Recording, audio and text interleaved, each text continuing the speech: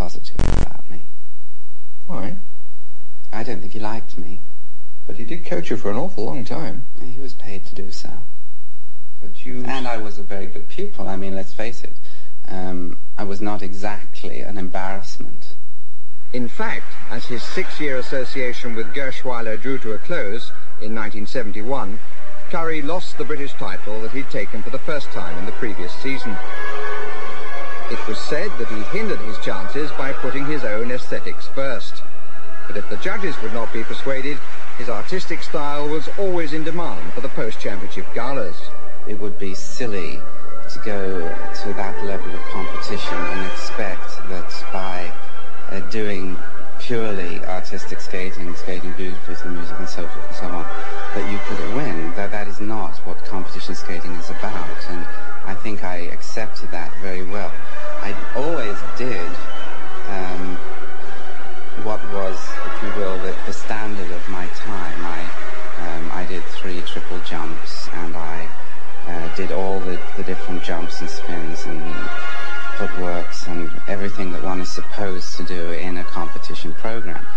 I was often told by judges that I didn't do those things because often when you watch skating you'll see someone do a very long preparation running backwards and then you'll see the jump, and that's very easy to spot. Well, I never thought that was a particularly satisfying way to do it, so I tried to incorporate the jumps into a framework which was not just preparation jump, but where the steps and the movements and so forth in a way concealed the preparation, because I think a jump is much more effective if one doesn't expect it.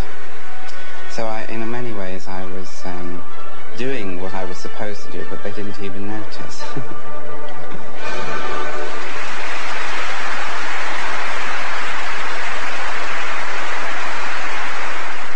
How much do you feel that you were fighting the system? I think I was to quite a large extent, because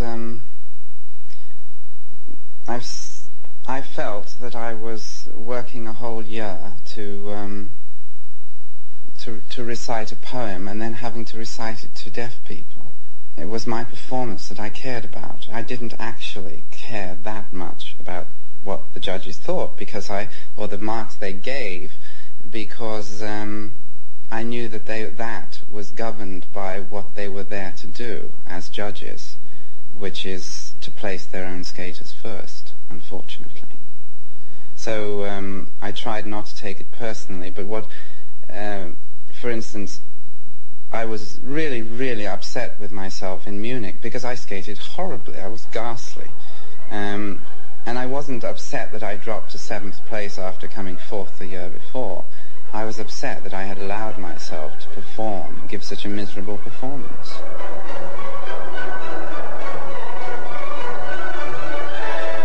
I remained depressed for 6 months after that, until I worked that out of my system and then was able to start again. And there were people who, at that time, said, give up. Yes. Everyone told me to give up. The 9-person jury gave their advice in stark figures.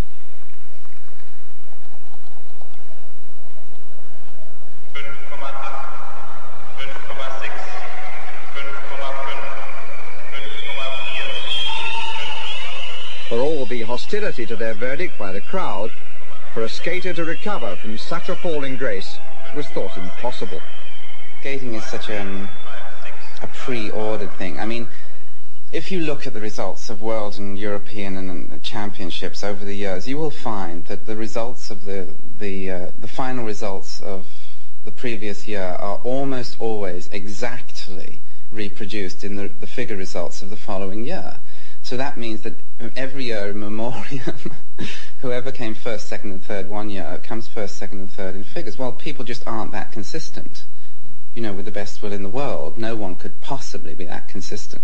And it simply means that the judges look at the results from the year before and they don't want to be expelled from judging for putting someone in the wrong place or so forth. So they simply perpetuate it. So you're saying that when they look at the tracings, they ignore the wobble? I don't think they see the tracings, frankly. I don't think they see the free skating a lot of the time. I don't think they see anything. I think they go in with their little marks all worked out. You'll find that the night before the finals of every competition, the judges all sort of retreat to their various mathematic experts, and they know exactly what they have to give each person in order to achieve the result they wish to achieve, and still remain within the ISU guidelines of not being out or so many places at the final result. You appreciate that what you're actually saying is that skating is corrupt? Yes, it is. The one thing I will say, however, that if someone is sufficiently good, they will win eventually. But the whole system is very, very corrupt.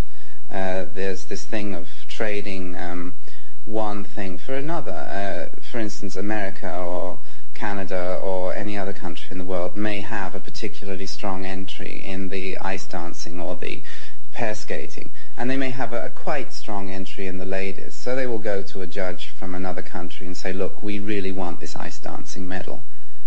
If we are prepared to let you drop our girl out, and we will pay you back in some other way by giving you this, by getting your boy a medal. We'll back your boy if you back our ice dancers, kind of thing. And, you know, it's very hard to be excited about that. Is that theory, John, or could you substantiate that? It's absolutely true. Looking down on this vast bowl, the Union Jack, carried by Britain's outstanding hope for a medal in these games, the European skating champion, John Curry. Being asked to carry the flag was for Curry a true honour, one which has stayed longer than the attainment of the gold medal, for which he prepared with such resolution. For the last year, I really conditioned myself. I thought, I'm going to live like an athlete, I'm going to be an athlete, I'm going to train like an athlete, and I'm going to, you know, put myself into that mode of being, if you will. And I had so geared myself to winning. You know, I saw myself doing it all the time in my mind's eye. I saw myself doing it. That when it happened, it was just a relief that it was over and that it was done. Suddenly I was someone to be talked to and all the rest of it. And I became aware of a great sort of wave of support, with real support, that came from England, which was awfully nice. You know, I'd never experienced anything like that. I actually thought people wanted me to do well. John Curry's challenge started very well in the first of the three parts of the men's competition, the compulsory figures.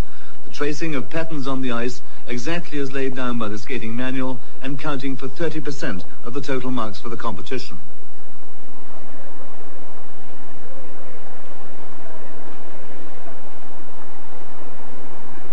Compulsory figures are the basis on which good skaters are made. Every move stems from the figures. They're skated 6 times, 3 times on one foot and 3 times on the other foot.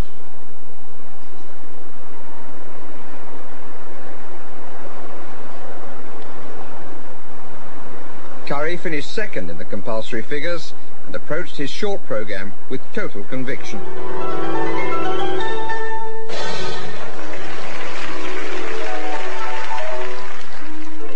A favourite piece, Rachmaninoff's Variations on a Theme by Paganini.